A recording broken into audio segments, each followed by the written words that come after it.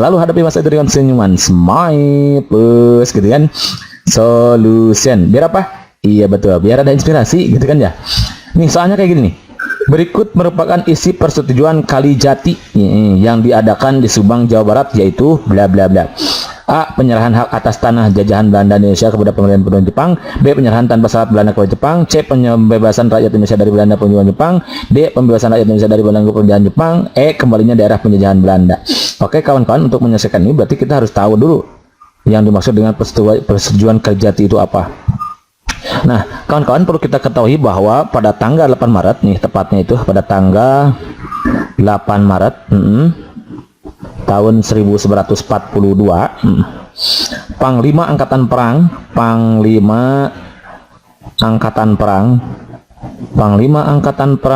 Hindia Belanda, oke, yang bernama Letnan Jenderal H. Terporten, atas nama Angkatan Perang Sekutu Indonesia menyerah, atas nama sekutu dia menyerah tanpa syarat kepada pimpinan tentara Jepang, menyerah kepada Jepang, yang saat itu dipimpin oleh jenderal, kalau mau tahu namanya nih, jenderal boleh, Jenderal Hitoshi Imamura,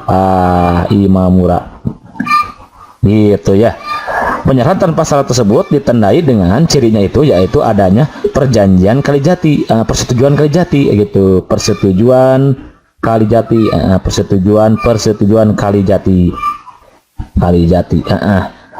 di mana? Di Jawa Barat. Ini dilaksanakan di Jawa Barat, yaitu di Subang. Adapun isi persetujuan tersebut adalah satu, penyerahan hak atas, jadi isinya itu boleh, kalau mau ditulis boleh, nggak apa-apa, sebagai wawasan pengetahuan ya. Ini adalah penyerahan apa? Penyerahan hak atas tanah jajahan gitu, tanah jajahan sebelumnya kan dikuasai oleh Belanda. Setelah dia menyerah otomatis, nah ini diserahkan hak atas tanah jajahan Belanda di Indonesia,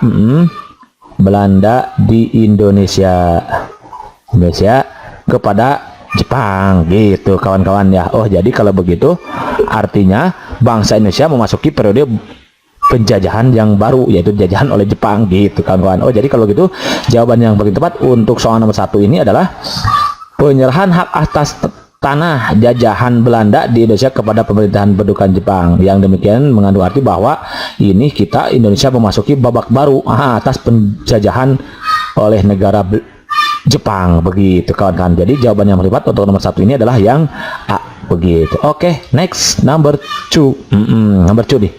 Meskipun kedatangan Jepang sama tujuannya seperti Belanda, sama-sama ingin menguasai Indonesia kan, sama-sama ingin menjajah juga. Namun Jepang diterima baik oleh rakyat Indonesia karena bla bla, karena ya rakyat Indonesia baik sekali gitu. Seperti yang ngomong ini ngarep.com gitu ya. Enggak ya, just kidding.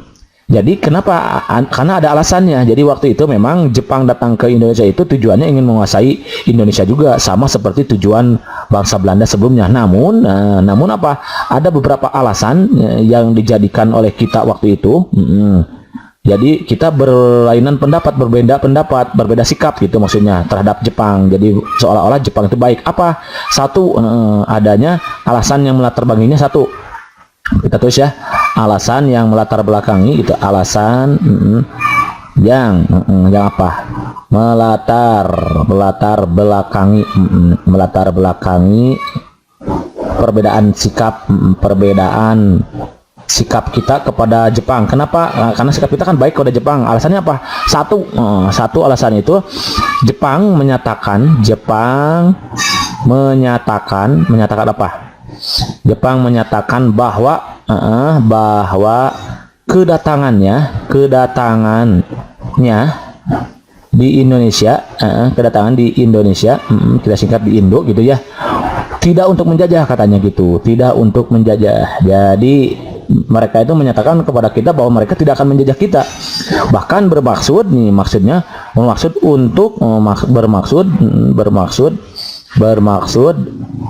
untuk apa? Membebaskan katanya, membebaskan apa? Rakyat Indonesia dari belenggu penjajahan Belanda, gitu katanya. Itu alasan kita baik kepada mereka, ya mereka karena menjanjikan kepada kita dan menyatakan bahwa kedatangan mereka ke sini, ke Indonesia itu bukan untuk menjajah, melainkan untuk membebaskan kita dari penjajahan Belanda. Itu yang pertama. Yang kedua, Jepang melakukan propaganda nih. Jepang melakukan propaganda melalui gerakan 3A, Nah, yang sudah kita pelajari dulu waktu kita masih duduk di bangku SD gitu kan ya. Gerakan 3A apa saja? Langsung sarjana ya. Oke, nggak sama kayak saya, berarti langsung sarjana ya. Satu, Jepang Cahaya Asia nih, 3A itu ya. Jepang Cahaya Asia. Asia. Kemudian apalagi?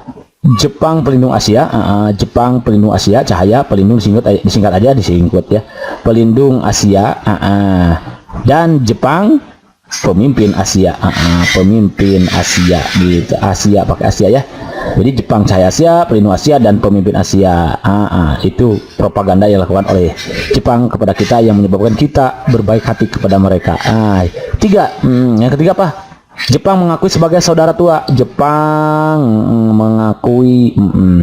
mengakui sebagai saudara tua katanya. Saudara tua bangsa Indonesia, Indo aja singkat ya. Yang datang dengan maksud hendak membebaskan rakyat Indonesia gitu. Kalau mau tulis boleh ya. Yang datang membebaskan rakyat Indonesia gitu, dengan maksud, yang datang dengan maksud membebaskan rakyat Indonesia, karena dia mengaku bahwa dia ada sebagai saudara tua bangsa Indonesia katanya. Jadi yang demikian dia kedatangannya untuk membantu Indonesia. Itu yang dijanjikan Jepang kepada kita, yang menyebabkan kita berbaik hati kepadanya. Yang keempat, yang terakhir nih, adanya semboyan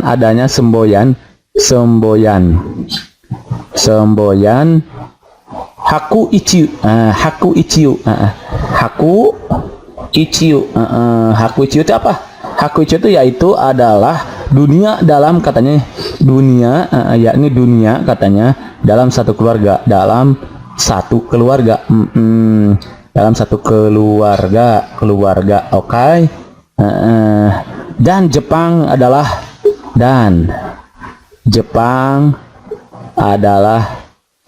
apa?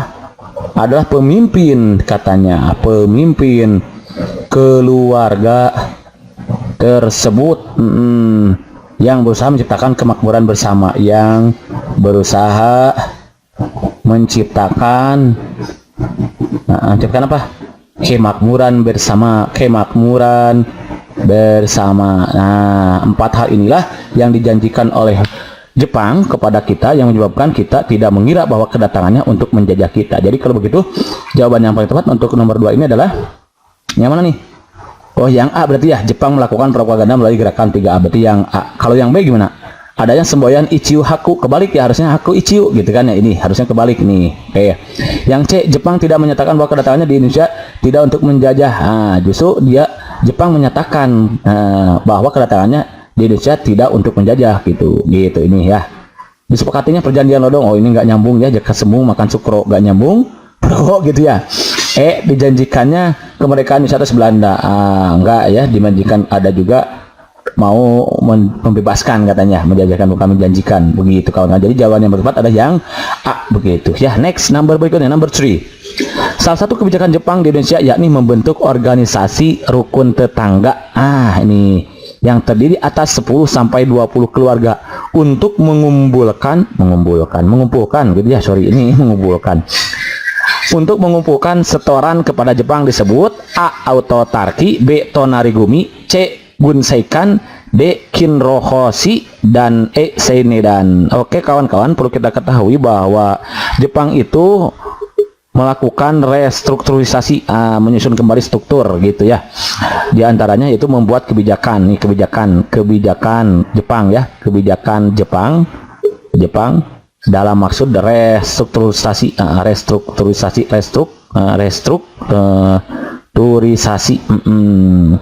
menyusun kembali struktur gitu atas, karena sebelumnya kan sudah kita itu sudah dikuasai Belanda. Satu, apa saja kebijakannya? Dia itu membentuk sistem autarki, bukan autotarki ya, autarki, sorry ini ya, salah ngetik nih. Salah yang ngetik nih. Siapa yang ngetik? Saya. Berarti salah. Saya, I'm sorry ya. Autarki gitu maksudnya. Sistem autarki itu apa? Sistem autarki itu adalah yakni rakyat, rakyat, kalau mau tahu nggak apa-apa ya, sebagai tambahan bahasa pengetahuan kita tulis aja. Rakyat dan pemerintah daerah dan Pemda, kita singkat pemerintah daerah, wajib memenuhi kebutuhan sendiri. Wajib katanya memenuhi kebutuhan sendiri, iyalah gitu ya, masa sama orang lain gitu ya. Kebutuhan sendiri untuk menunjang kepentingan perang Jepang. Untuk menunjang kepentingan perang Jepang. Wah, kepentingan perang Jepang gitu katanya nih. Kemudian yang kedua, kebijakan yang kedua itu adalah tentang sistem tonarigumi. Sistem tonarigumi ini yang option B berarti ya. Apa katanya tonarigumi? Biar enak di sini aja tulisnya ya, biar menghemat tempat di sini nih. Kalau tonarigumi itu adalah tonarigumi maksudnya yaitu organisasi rukun tetangga, yaitu organisasi yang kita kenal itu adalah RT gitu ya, rukun tetangga, yang terdiri dari jadi RT itu dulunya dibentuk pertama kali oleh Jepang berarti ya, organisasi rukun tetangga yang terdiri atas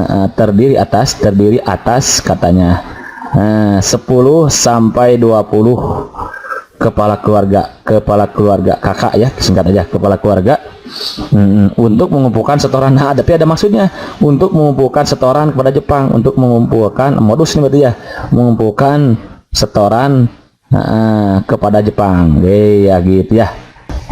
Oke, jadi kawan-kawan, sekarang kita tahu ya bahwa ternyata peninggalan Jepang yang masih ada sampai sekarang itu ya, yang sangat bermanfaat untuk kita, berarti itu adalah pembentukan organisasi RT. Jadi RT itu adalah pertama kali dibentuk oleh Jepang gitu, yang selanjutnya disebut oleh mereka itu adalah tonarigumi gitu ya, nama lainnya adalah rukun tetangga gitu kawan-kawan ya.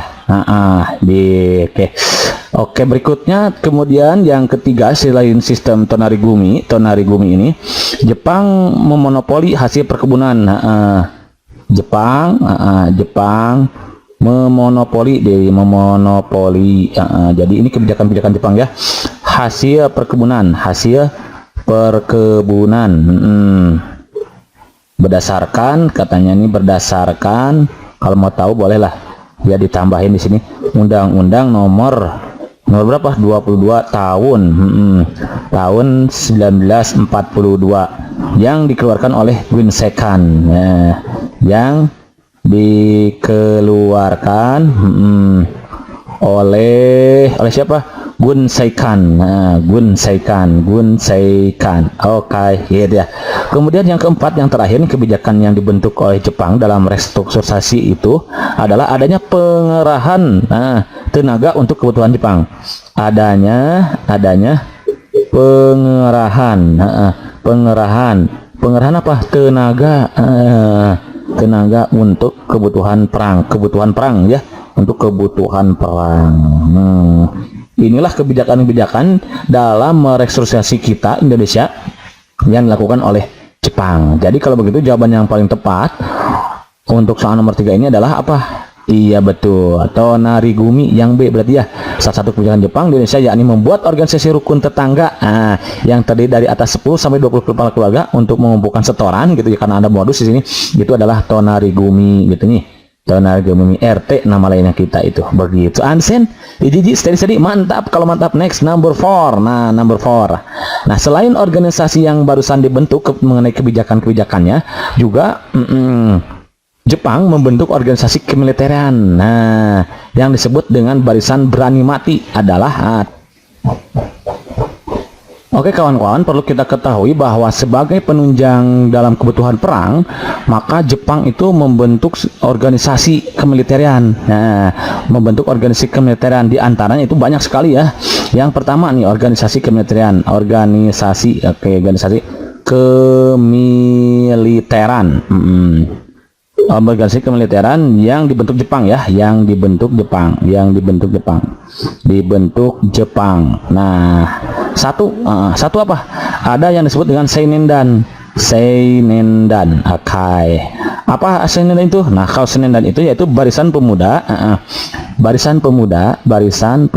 nih, barisan perang pemuda yang berumur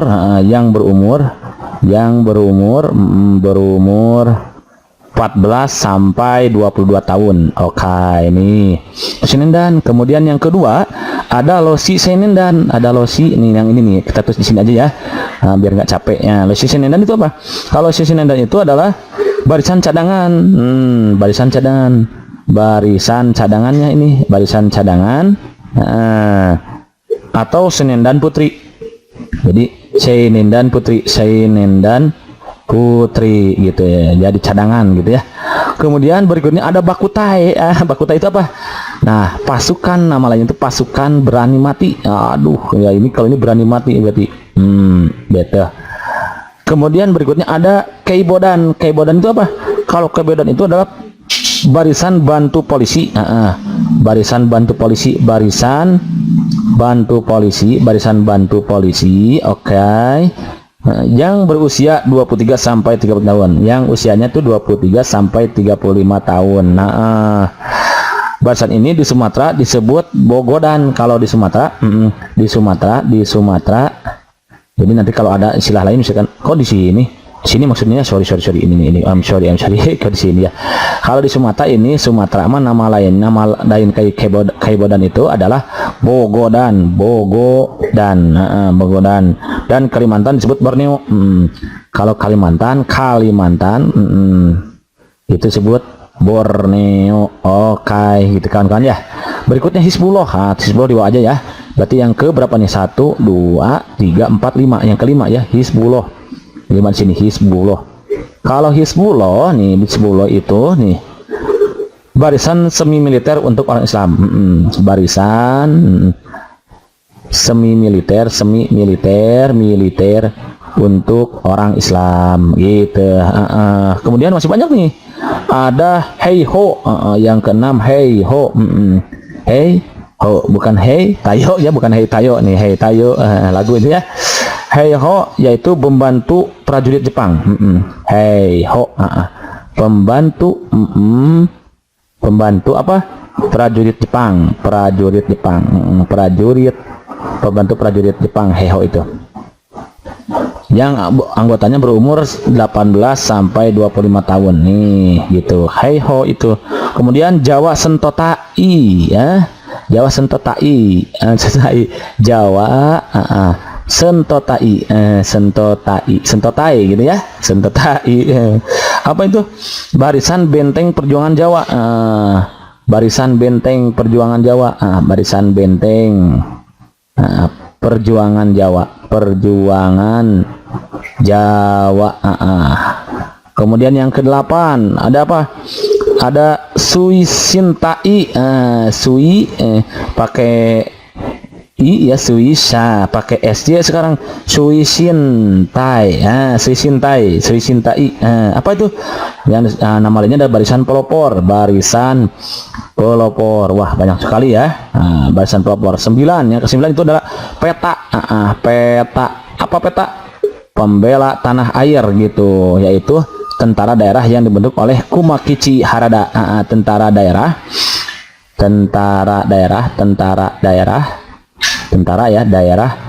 yang dibentuk oleh Kumakichi Harada. Kumakichi Harada. Itu ada Gokutai. Goku Tokai. Itu apa? Korps pelajar. Ini kalau kalian korps pelajar yang dibentuk pada bulan Desember 1944. And then yang terakhir itu adalah Pujin Kai. Yang terakhir itu ada Pujin Kai. Pujin KI. Pujin KI itu apa? Himpunan wanita, himpunan wanita yang dibentuk pada tanggal 23 Agustus 1943. Jadi kalau begitu, nama lain dari Barisan Berani Mati yang mana? Iya betul, Bakutai ya. Bakutai, Barisan Berani Mati. Jawaban yang tepat untuk option 4 ini, option nomor 4 ini adalah yang C, begitu. Berarti ya jawaban yang tepat untuk soal nomor 4 maksudnya itu adalah yang C, begitu kawan-kawan. Understand? Jadi steady, mantap gitu. Kalau mantap, next nomor berikutnya. Yang terakhir nih. Oke kawan-kawan. Usaha Jepang untuk menghapuskan pengaruh Belanda di Indonesia, yakni dengan menanamkan kebudayaan menghormati matahari setiap pagi dengan membungkukkan badan ke arah timur yang selanjutnya disebut bla bla bla. Oke kawan-kawan, bagus nih pertanyaannya. Yang bikin pertanyaannya bagus sekali ini. Yang bikin pertanyaan siapa? Saya, berarti bagus. Nggak ngarep.com ini ya. I'm sorry, just kidding ya. Jadi gini kawan-kawan ya, memang dulu nih, karena kita itu habis dijajah, Indonesia itu habis dijajah oleh Belanda, otomatis kebudayaan Belanda itu abadi di Indonesia, kan sulit untuk dilupakan. Nah, maka ada usaha Jepang untuk menghapuskan pengaruh itu di Indonesia. Salah satunya itu dengan menanamkan kebudayaan menghormati Jepang setiap pagi dengan membukukan badan ke arah timur, yang selanjutnya disebut dengan Seikere. Jadi ini jawabannya yang tepat itu yang B. Seikere itu apa? Kebudayaan, yaitu menghormati matahari setiap pagi dengan membukukan badan ke arah timur. Itu Seikere. Di samping Seikere juga Jepang membiasakan senam pagi gitu ya, senam pagi. Oke. Kemudian kalau katakana ini sebetulnya jenis aksara Jepang ya. Katakana adalah jenis aksara Jepang yang pernah diberikan kepada kita dan pernah diajarkan dalam kaitannya memperkuat pengaruh Jepang di Indonesia. Jadi ada jenis aksaranya satu katakana, kemudian ada lagi ini hiragama nih, ini adalah aksara ya, aksara Jepang yang pernah diajarkan kepada kita gitu ya, dalam hal memperkuat pengaruh Jepang di Indonesia itu. Kemudian ini juga aksara katakana, kemudian hiragama, dan satu lagi itu adalah kanji. Kanji juga aksara. Lalu Kimigayo apa? Kalau Kimigayo mah pasti sudah tidak asing lagi telinga kita. Ini adalah lagu kebangsaan Jepang nih. Yang mana nih lagu kebangsaan ini dikenal dengan lagu kebangsaan yang dengan lirik terpendek ya, dengan lirik terpendek sedunia nih. Jadi lagu kebangsaan Jepang itu lagu kebangsaan terpendek sedunia. Yang artinya Kimigayo itu kalau ditranslatekan kepada bahasa kita itu adalah semoga kekuasaan yang mulia berlanjut selamanya, katanya begitu ya kawan-kawan. Kemudian terakhir sebagai wawasan pengetahuan juga boleh ditambahin ya. Jadi di samping adanya tadi organisasi militer yang dibentuk oleh Jepang, kemudian ada juga restrukturisasi. Jepang juga dalam dia memberlakukan mobilitas sosial. Jadi mobilitas sosial yang dibentuk oleh Jepang adalah bentukan Jepang nih, yang perlu kita ketahui ya. Dalam kaitannya ya tentunya mempermudah mereka ya, dan juga menunjang kebutuhan perang terutama di Jepang. Satu itu adalah adanya pelaksanaan Kinrohoshi ya, pelaksanaan kalau sebagai tawahan aja ya, pelaksanaan Kinrohoshi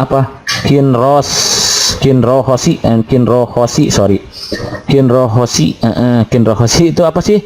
Kinrohoshi itu atau latihan kerja paksa. Ini dalam kurung nama lainnya adalah latihan kerja paksa. Wah, kerja paksa ada latihannya gitu ya.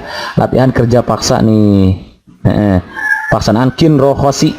Kinrohoshi adalah pelatihan kerja paksa gitu. Kemudian yang kedua ada pelaksanaan Romusa nih, yang kita kenal itu kan Romusa nih. Sama ya, pelaksanaan Romusa atau kerja paksa tanpa bayar selamanya. Wah, ini kejam banget ya. Apa ini? Kerja paksa tanpa dibayar selamanya.